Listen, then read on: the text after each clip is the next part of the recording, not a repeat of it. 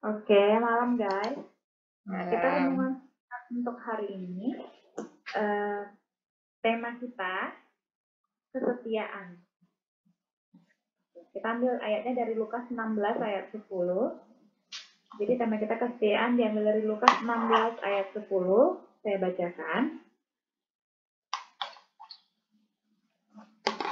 Lukas 16 ayat 10. Barang siapa setia dalam perkara-perkara kecil, ia setia juga dalam perkara-perkara besar. Dan barang siapa tidak benar dalam perkara-perkara kecil, ia tidak benar juga dalam perkara-perkara besar. Saya ulang lagi. Lukas 16 ayat 10. Barang siapa setia dalam perkara-perkara kecil, ia setia juga dalam perkara-perkara besar. Dan barang siapa tidak benar dalam perkara-perkara kecil, ia tidak benar juga dalam perkara-perkara besar.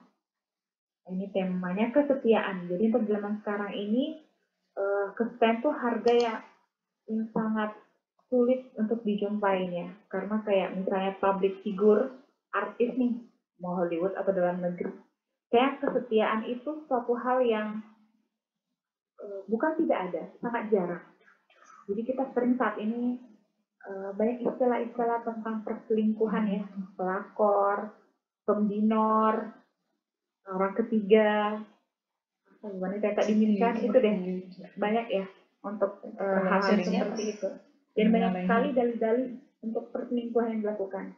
Ada yang tidak harmonis lagi, sering bertengkar. Ada yang pasangan kurang perhatian, aduh dia kurang perhatian sama aku.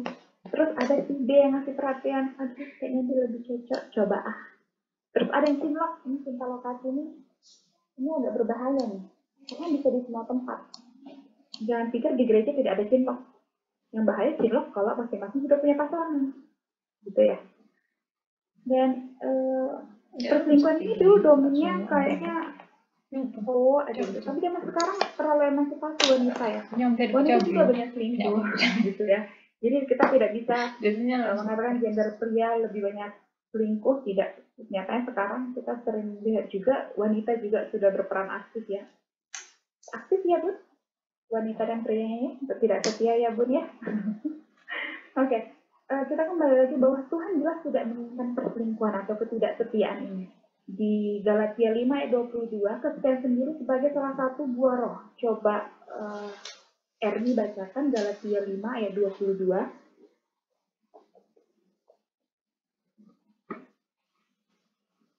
Galatia 5 ayat 22, tolong Erni bacakan.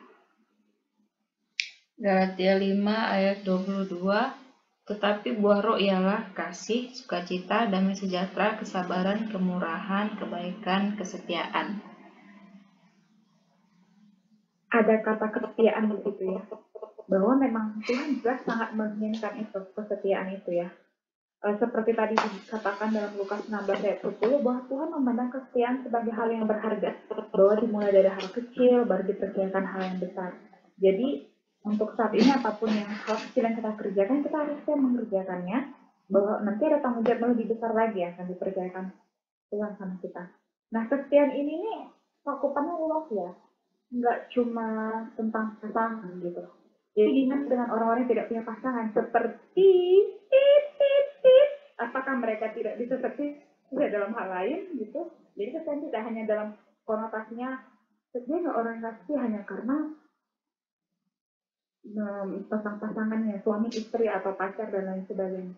Tapi kesan ini cakupannya luas, baik itu pekerjaan, baik itu pelayanan, baik itu hal yang bisa kita kerjakan, aktivitas kita sehari-hari gitu. Kita butuh kesetiaan untuk mengerjakannya.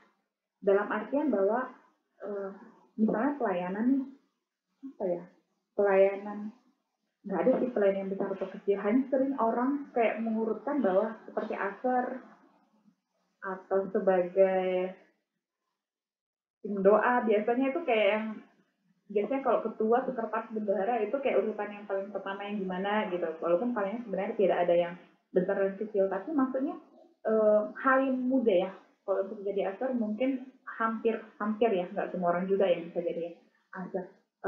melakukan hal itu gitu. Setia aja dulu untuk melakukan itu, nanti lama-lama terlatih dan ada lagi pelayanan lain yang bisa dipercayakan, bahkan mungkin hal yang lebih besar gitu.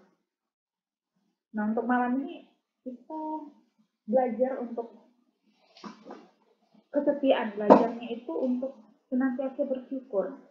Itu hal yang mudah-mudah, gampang, sulit-sulit, susah gimana gitu ya. Karena kayaknya ngomongnya gampang, kita harus bersyukur.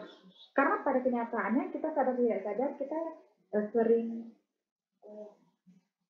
prakteknya ya. Kita jarang untuk bersyukur untuk segala hal. Padahal kan segala hal harus disyukuri gitu. Pada prakteknya ya. Nah, jadi malam ini kita belajar untuk setia untuk dalam hal kecil seperti hal kecil sih. Hal-hal yang simpel yang seharusnya bisa kita lakukan. Bersyukur, berdoa, kita belajar untuk jujur. Sebenarnya jujur itu gimana ya? Tergantung situasi ya. Karena ada juga yang menyangkut nyawa misalnya, jujur atau nggak jujurnya itu tergantung perkara besar. Tapi kita belajar di hal kecil, jujur untuk pertanyaan simpel. Ada pinjam pena aku nggak? Belum dikembaliin pena aku kemarin, jujur untuk kembaliin gitu. Ada apa perbedaan jujur sama bohong? Jujur sama bohong. Apa perbedaan orang yang tidak jujur dengan orang yang berbohong?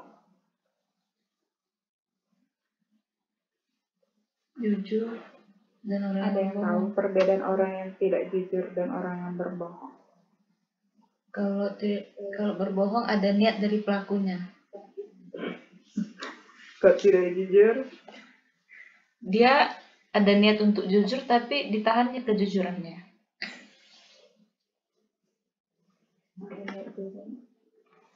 Jadi dia tidak jujur karena menahan kejujuran. Pusing aku kosakatamu. Ada yang lain, satu orang lagi. Apa perbedaan orang yang berbohong dan orang yang tidak jujur? Tidak jujur itu dia nggak ngomong. Waktu ditanya dia nggak ngomong, itu nggak jujur. Kalau berbohong dia mengatakan ketidakbenaran. Ya, itu ya. Dapat hadiah. Ya, memang pengalaman hidup berpengaruh dengan pendapat dan kosakata yang digunakan ya guys. Jadi ya, kalau berbohong itu, example saya ambil uang Nisa gitu. Kadangnya ambil uang saya jawab tidak, saya berbohong. Tapi Sofi yang tahu kejadian itu tapi tidak berbicara, Sofi tidak jujur namanya. Beda ya, saya orang yang berbohong ketika ditanya seperti itu, tapi Sofi tahu tidak, tapi Sofi tidak ngasih tahu gitu, Sofi tidak jujur, berbeda ya. Jadi kasusnya kayak gitu ya. Loh, Sofi udah kasih contoh kok malah keluar ya? Oke, kita juga belajar kesaksian sendiri daripada Yesus ya. Yesus datang ke dunia hingga akhir hayatnya, dia itu setia untuk melakukan kehendak Bapa. Jadi nggak ada yang setengah-setengah gitu. Memang sampai akhir dia hanya setia untuk melakukan taat, setia untuk melakukan kehendak Bapa. Dan kita juga diajak untuk